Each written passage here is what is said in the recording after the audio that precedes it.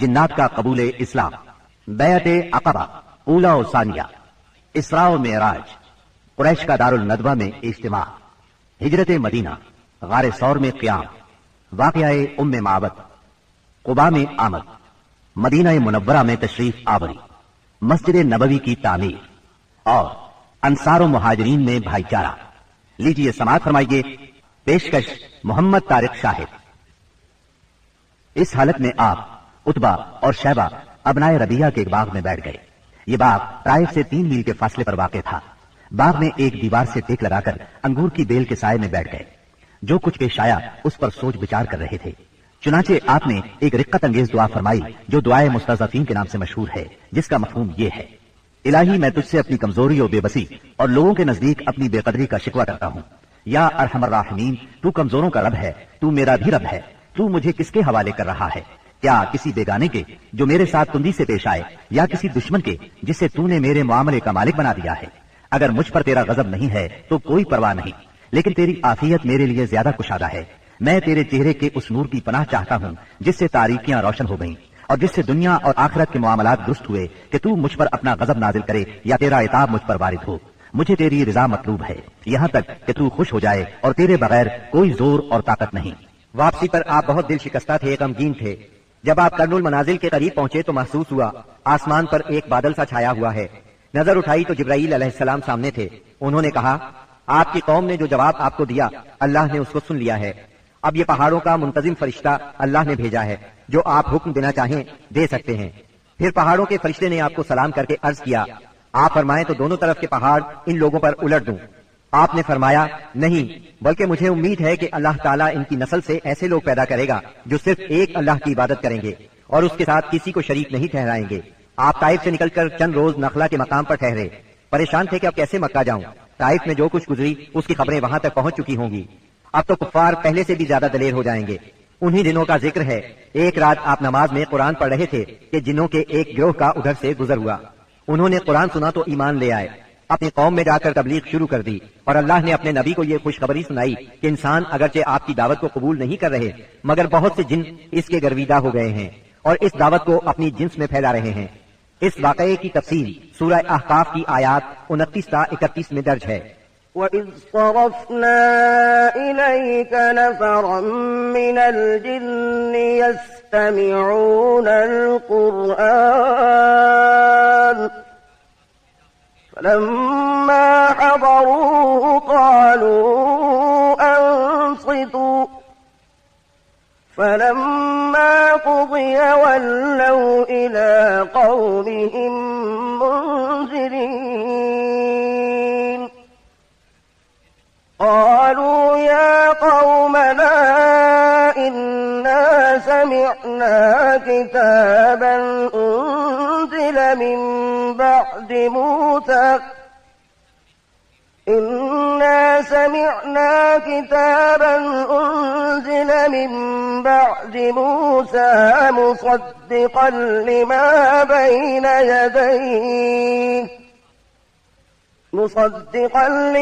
بين يديه يهدي إلى الحق وإلى طريق مستقيم يا قومنا أجيبوا داعي الله وآمنوا به يغفر لكم من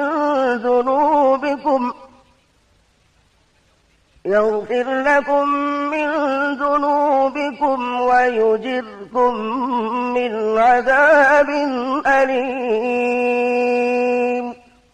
और याद करो जब हमने आपकी तरफ जिन्नों के एक गिरोह को मुतवज्जे किया कि वो कुरान सुने।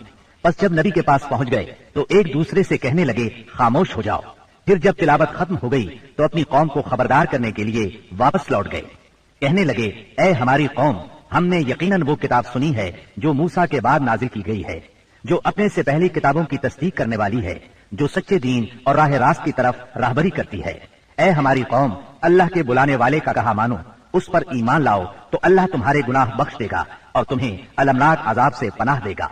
इस मौके पर जिन आपके सामने नहीं आए थे, न आपने उनकी आमद को महसूस किया था, बल्कि बाद में अल्लाह ने वही के जरिए से आपको उनके आने और कुरान सुनने की खबर दी। اس کے بعد تو جنوں کے پے در پے وفود حاضر ہونے لگے اور آپ سے ان کی آمنے سامنے ملاقاتیں ہوتی رہیں۔ چند روز بعد رسول اللہ صلی اللہ علیہ وسلم نخلا سے نکل کر مکہ معظمہ روانہ ہوئے۔ آپ کو اللہ کی طرف سے کشادگی اور فراخی کی امید تھی، جبکہ قریش کی طرف سے شر اور گرفت کا ڈر بھی تھا، اس لیے آپ نے احتیاط فرمائی۔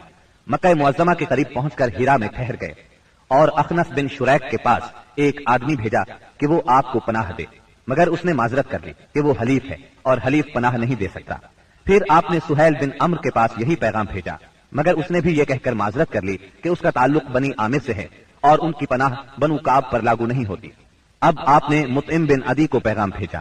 مطعم کا دادا نوفل بن عبد مناف نبی اکرم صلی اللہ علیہ وسلم کے جد اعلی ہاشم بن عبد مناف کا بھائی تھا اور عبد مناف قبیلہ قریش کی سب سے معزز شاخ تھی۔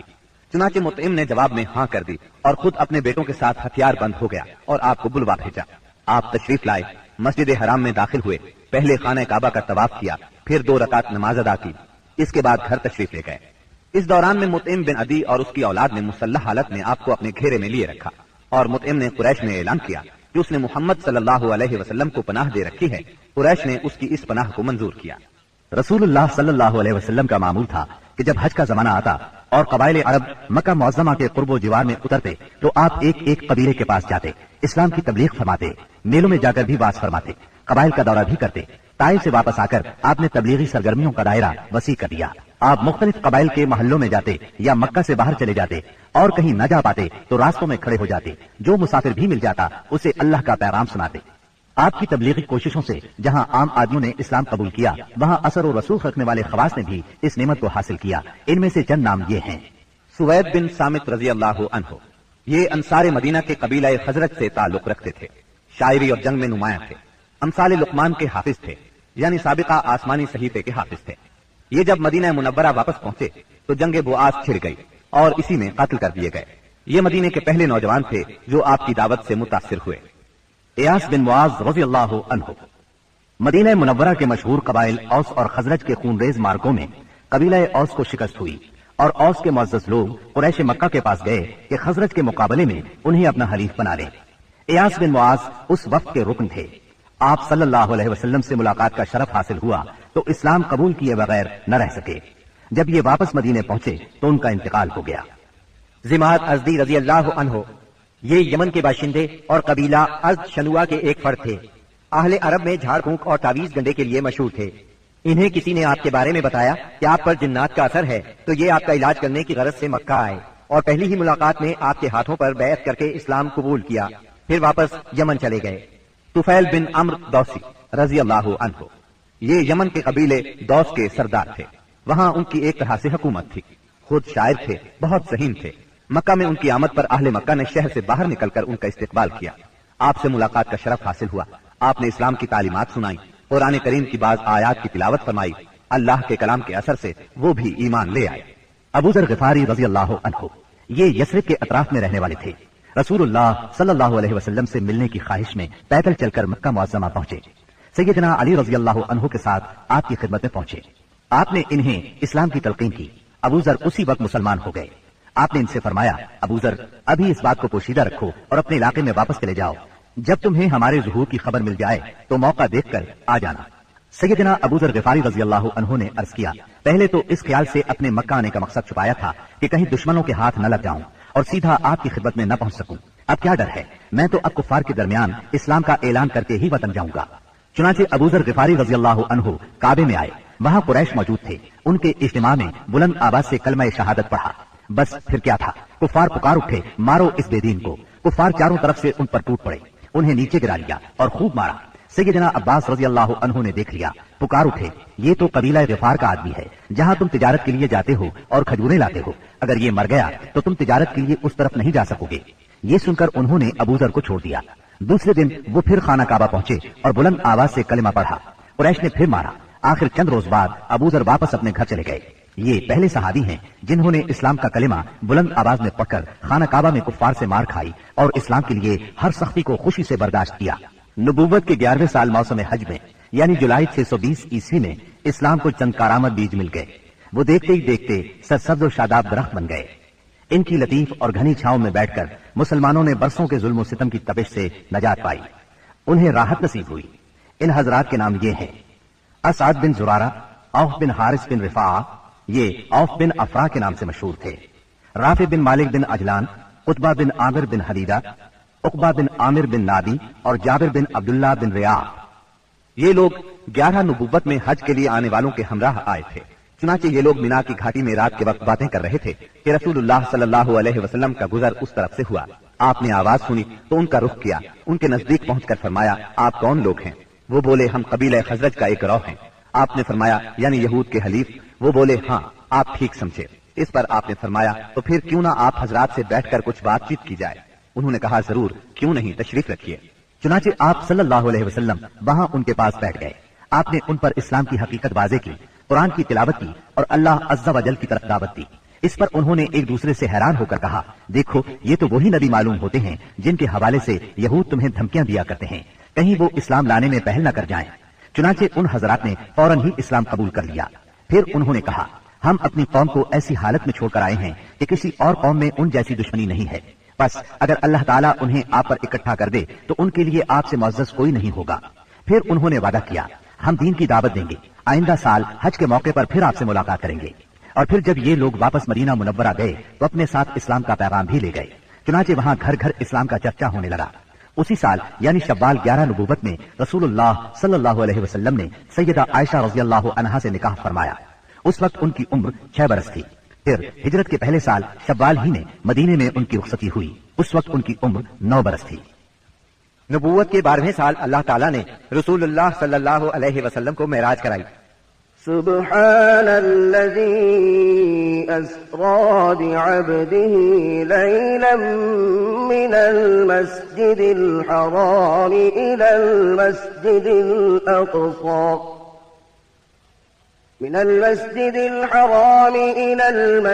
الأقصى الذي باركنا حوله لنريه من آياتنا إنه هو السميع البصير۔ پاک ہے وہ ذات جس نے اپنے بندے کو راتوں رات مسجد حرام سے مسجد اقصی تک کی سیر کرائی، جس کے گرد ہم نے برکت دے رکھی ہے تاکہ اسے ہم اپنی نشانیاں دکھائیں۔ بے شک وہ خوب سننے والا، خوب دیکھنے والا ہے۔ اس راہ سے مراد ہے راتوں رات نبی کریم صلی اللہ علیہ وسلم کا مکے سے بیت المقدس تشریف لے جانا، اور معراج سے مراد ہے عالم بالا میں تشریف لے جانا۔ یہ واقعہ جسم اور روح سمیت پیش آیا۔ واقعہ معراج کا خلاصہ یہ ہے کہ آپ اس شب عتیم یا ہجر کعبہ میں آرام فرما رہے تھے۔ اس وقت آپ بیداری اور نیند کی ملی جلی حالت میں تھے۔ ایسے میں جبرائیل علیہ السلام تشریف لائے۔ انہوں نے آپ کے سینہ مبارک کو چاک کیا اور آب زمزم سے دھو کر ایمان اور حکمت سے بھر دیا۔ پھر آپ کے سامنے سواری کے لیے براق لایا گیا، جو گھوڑے سے قدرے چھوٹا سفید رنگ کا جانور تھا۔ اس کی تیز رفتاری کی وجہ سے اسے براق کا نام دیا گیا۔ اس کا قدم جہاں تک نظر جاتی تھی وہاں پڑتا تھا۔ اس پر سوار ہو کر آپ بیت المقدس تشریف لے گئے، مسجد اقصی میں داخل ہوئے، 2 رکعت نماز ادا کی، اس میں تمام انبیاء کی امامت کرائی۔ پھر جبرائیل علیہ السلام آپ کے پاس 2 برتن لائے، ایک میں شراب تھی، دوسرے میں دودھ۔ آپ نے دودھ پسند فرمایا۔ اس پر جبریل علیہ السلام نے کہا: آپ نے فطرت پائی، آپ کو ہدایت نصیب ہوئی اور آپ کی امت کو بھی۔ اگر آپ شراب کو پسند فرماتے تو آپ کی امت گمراہ ہو جاتی۔ اس کے بعد آپ کو بیت المقدس سے آسمان دنیا تک لے جایا گیا۔ جبریل علیہ السلام نے دروازہ کھلوایا، آپ کے لیے دروازہ کھولا گیا۔ آپ نے وہاں انسانوں کے باپ سیدنا آدم علیہ السلام کو دیکھا اور انہیں سلام کیا۔ انہوں نے آپ کے سلام کے جواب میں فرمایا: مرحبا۔ انہوں نے آپ کی نبوت کا اقرار بھی کیا۔ ان کے دائیں طرف ایک گروہ تھا، جب اس گروہ کی طرف دیکھتے تو مسکراتے۔ یہ سعادت مندوں کی روحیں تھیں۔ ان کے بائیں طرف بھی ایک گروہ تھا، جب انہیں دیکھتے تو روتے۔ یہ بدبختوں کی روحیں تھیں۔ پھر آپ صلی اللہ علیہ وسلم کو دوسرے آسمان پر لے جایا گیا۔ جبرائیل علیہ السلام نے دروازہ کھلوایا، آپ کے لیے دروازہ کھولا گیا۔ آپ نے اس میں 2 خالہ زاد بھائیوں یعنی سیدنا عیسیٰ ابن مریم علیہ السلام اور سیدنا یحییٰ علیہ السلام کو دیکھا اور انہیں سلام کیا۔ انہوں نے جواب دیا: مرحبا، اور آپ کی نبوت کا اقرار کیا۔ پھر تیسرے آسمان پر لے جایا گیا۔ وہاں آپ نے سیدنا یوسف علیہ السلام کو دیکھا، انہیں آدھا حسن دیا گیا تھا۔ آپ نے انہیں بھی سلام کیا، انہوں نے جواب میں کہا: مرحبا۔ پھر آپ کی نبوت کا اقرار کیا۔ پھر آپ کو چوتھے آسمان پر لے جایا گیا۔ وہاں سیدنا ادریس علیہ السلام کو دیکھا اور آپ نے سلام کیا۔ انہوں نے سلام کا جواب دیا: مرحبا، اور آپ کی نبوت کا اقرار کیا۔ پھر 5ویں آسمان پر لے جایا گیا۔ वहां सैयदना हारून अलैहिस्सलाम को देखा और उन्हें सलाम किया। उन्होंने सलाम का जवाब दिया मरहबा और आपकी नबूवत का इकरार किया। फिर आपको छठे आसमान पर ले जाया गया। वहां सैयदना मूसा बिन इमरान अलैहिस्सलाम से मुलाकात हुई। आपने उन्हें सलाम किया। उन्होंने जवाब में कहा मरहबा और आपकी नबूवत का इकरार किया। इसके बाद आपको सातवें आसमान पर ले जाया गया। वहां आपकी मुलाकात इब्राहीम अलैहिस्सलाम से हुई। आपने उन्हें सलाम किया। जवाब में उन्होंने कहा मरहबा और आपकी नबूवत का इकरार किया। वो अपनी पुष्ट बैत मामूर से लगाए हुए थे, जिसमें रोजाना 70,000 फरिश्ते दाखिल होते हैं और वहां उनके पलटने की बारी नहीं आती। फिर आपको सिदरतुल मुंतहा तक ले जाया गया। उसके पत्ते हाथी के कान जैसे और फल बड़े कुंडों या ठेलों जैसे थे। फिर उस पर सोने के पतंगे छा गए और अल्लाह के हुक्म से जो कुछ छाना था छा गया। इससे वो सिदरा यानी बेरी का दरख्त तब्दील होकर इतना खूबसूरत हो गया कि अल्लाह की कोई मखलूक उसका हुस्न बयान करने की ताब नहीं रखती। फिर आपको जब्बार जल्ला जलालुहू के हुजूर ले जाया गया और आप बारी ताला के इतने करीब हो गए कि 2 कमानों के बराबर या इससे भी कम फासला रह गया। उस वक्त अल्लाह ने आप पर और आपकी उम्मत पर दिन रात में 5 नमाजें फर्ज फरमाई। इसमें शक नहीं कि नमाज ऐलान नबूवत के साथ ही फर्ज हो गई थी, मगर उस वक्त सिर्फ फज्र और असर की 2 नमाजें फर्ज हुई थी। चुनाचे आप भी 2 नमाजें अदा फरमाते रहे और मुसलमान होने वालों को भी 2 नमाजों ही की तालीम देते रहे, यहाँ तक कि इस मौके पर 5 नमाजें फर्ज हुई। अकीदा तौहीद के बाद नमाज ही इस्लाम का वो पहला अजीम रुकन है जो मुसलमानों पर सबसे पहले फर्ज होता है और सबसे आखिर तक फर्ज रहता है। नमाज की फर्जियत सेहत और बीमारी, खुशी और गमी, सफर और हजर और खौफ और खतर गरज किसी भी हालत में मुसलमान से साकित नहीं होती। मौसम, जगह की तब्दीली और कोई बीमारी ऐसी नहीं जिसमें मुसलमान को नमाज की मुआफी हो। नबी अकरम सल्लल्लाहु अलैहि वसल्लम ने फरमाया नमाज मेरी आंखों की ठंडक और दिल का सुरूर है। फिर इसी रात नबी सल्लल्लाहु अलैहि वसल्लम मक्का मुकर्रमा वापस तशरीफ ले आए। सुबह हुई और आपने अपनी कौम को इन बड़ी बड़ी निशानियों की खबर दी जो अल्लाह जल्ला शानुहु ने आपको दिखलाई थी। तो कौम के झुटलाने और तकालीफ पहुंचाने में और ज्यादा शिद्दत आ गई। किसी ने तालियां बजाकर आपका मजाक उड़ाया तो किसी ने हैरत और इनकार के अंदाज में अपने सर पर हाथ रख लिया। कुछ लोग अबू बकर सिद्दीक रजी अल्लाह अन्हु के पास गए और तंजिया अंदाज में बोले, कुछ सुना तुम्हारे दोस्त मोहम्मद क्या कह रहे हैं? सैयदना अबू बकर सिद्दीक रजी अल्लाह अन्हु ने पूछा, उन्होंने क्या कहा है? जवाब में उन्होंने वो सब कुछ दोहरा दिया जो आपने बयान फरमाया था। इस पर सैयदना सिद्दीक अकबर रजी अल्लाह अन्हु ने फरमाया, अगर ये बातें आपने फरमाई हैं तो बिल्कुल सच फरमाई हैं। लोगों ने कहा, गोया आप उनकी तस्दीक करते हैं। जवाब में सिद्दीक अकबर रजी अल्लाह अन्हु ने अजीब बात फरमाई। कहने लगे, मैं तो इससे भी दूर की बात पर आपकी तस्दीक करता हूँ। आसमान से सुबह शाम जो खबरें आती हैं मैं उनमें भी आपको सच्चा जानता हूँ। उनके इसी जवाब पर उनका लक़ब सिद्दीक मशहूर हुआ। उधर कुफार ने आपका इम्तिहान लेने का प्रोग्राम बनाया। पूछा, आप बैतुल मक़दिस के बारे में तफसील से बताएं। आपने इससे कबल बैतुल मक़दिस कभी नहीं देखा था, न मेराज के वक्त आपने उसकी तफसील जहन में बिठाई थी, लेकिन अल्लाह ने आपके लिए उसको रोशन कर दिया और आप उसकी निशानियां बताते चले गए। आपने एक एक दरवाजे और एक एक जगह की तफसील बयान फरमा दी और वो आपकी कोई बात झुटला न सके, इसलिए कि उन्होंने तो 12 बैतुल मक़दिस देखा था। वो सिर्फ इतना कह सके। जहां तक निशानियों का ताल्लुक है वो आपने दुरुस्त बताई है। फिर उन्होंने एक काफिले के बारे में सवाल किया। वो काफिला मुल्क शाम से मक्का मुअज़्ज़मा की तरफ आ रहा था। आपने उस काफिले के ऊंटों की तादाद, काफिले की दूसरी तफसील और मक्का पहुंचने का वक्त और जो ऊंट सबसे आगे आ रहा था उसकी मुकम्मल खबर उन्हें दे दी। फिर जो तफसील आपने काफिले की बयान फरमाई थी वो बिल्कुल उसी के मुताबिक मक्का मुअज़्ज़मा में दाखिल हुआ, लेकिन वो जालिम फिर भी आप पर ईमान न लाए, अपने कुफ्र ही पर डटे रहे। हम बता चुके हैं कि नबूवत के 11वें साल मौसम हज में यसरिब के 6 आदमियों ने इस्लाम कबूल कर लिया था और रसूलुल्लाह सल्लल्लाहु अलैहि वसल्लम से वादा किया था कि अपनी कौम में जाकर आपकी रिसालत की तबलीग करेंगे। इसका नतीजा ये हुआ कि अगले साल जब मौसम हज आया यानी जिलहज 12 नबवी बमुताबिक जुलाई 621 ईस्वी, तो 12 आदमी हाजिर हुए। उनमें 10 हजरत से और 2 औस से थे।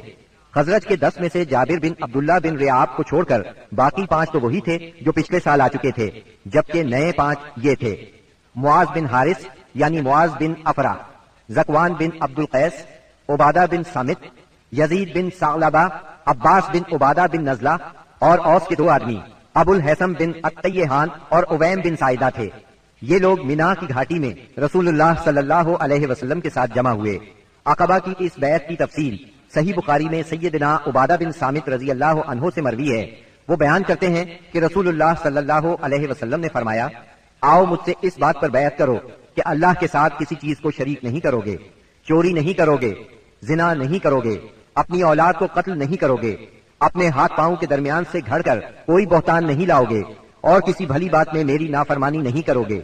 جو شخص یہ ساری باتیں پوری کرے گا تو اس کا اجر اللہ کے پاس ہے، اور جو شخص ان میں سے کسی چیز کا ارتکاب کر بیٹھا پھر اسے دنیا ہی میں اس کی سزا دی گئی تو یہ اس کے لیے کفارہ ہوگی، اور جو شخص ان میں سے کسی چیز کا ارتکاب کر بیٹھا پھر اللہ نے اس پر پردہ ڈال دیا تو اس کا معاملہ اللہ کے حوالے ہے، وہ چاہے تو سزا دے چاہے تو معاف کر دے۔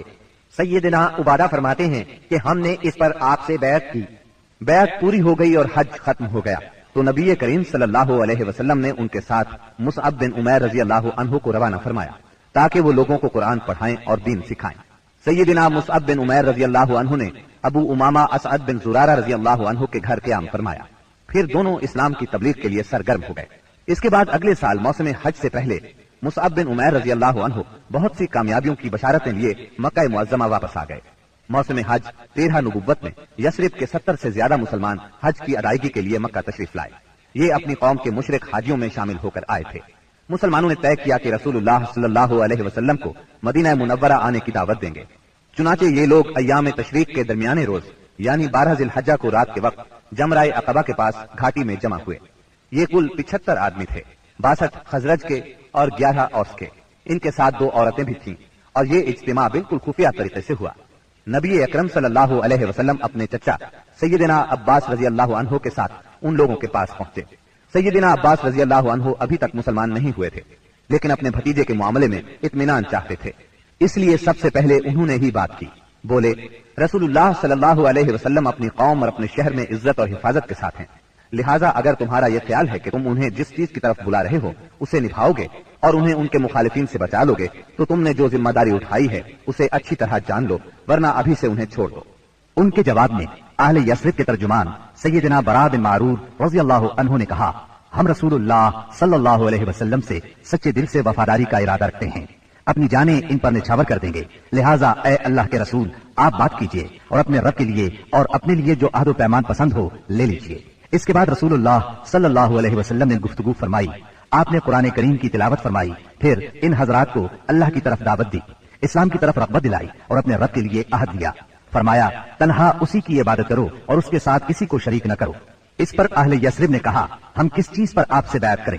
نبی کریم صلی اللہ علیہ وسلم نے فرمایا، چستی اور سستی ہر حالت میں بات سنو گے اور مانو گے، تنگی اور خوشحالی ہر حال میں مال خرچ کرو گے، بھلائی کا حکم دو گے اور برائی سے روکو گے، اللہ کے راستے میں اٹھ کھڑے ہوگے اور اس سلسلے میں کسی ملامت کرنے والے کی ملامت کی پرواہ نہیں کرو گے، اور جب میں تمہارے پاس آ جاؤں تو میری مدد کرو گے، اور جس چیز سے اپنی جان اور اپنے بال بچوں کی حفاظت کرتے ہو اسی سے میری حفاظت کرو گے اور تمہارے لیے جنت ہے۔ سیدنا عبادہ رضی اللہ عنہ فرماتے ہیں کہ ہم نے آپ سے اس بات پر بھی بیعت کی کہ حکومت کے بارے میں اہل حکومت سے جھگڑا نہیں کریں گے۔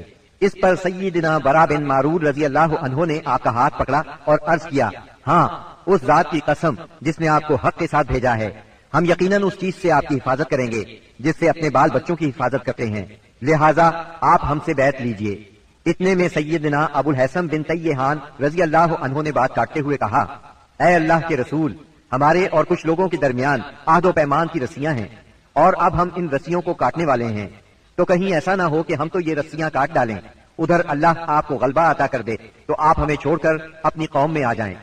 یہ سن کر آپ مسکرائے، پھر فرمایا، نہیں بلکہ آپ لوگوں کا خون میرا خون اور آپ لوگوں کی بربادی میری بربادی ہے، میں آپ لوگوں سے ہوں اور آپ لوگ مجھ سے ہیں، جس سے آپ جنگ کریں گے میں بھی اس سے جنگ کروں گا، جس سے آپ صلح کریں گے میں بھی اس سے صلح کروں گا۔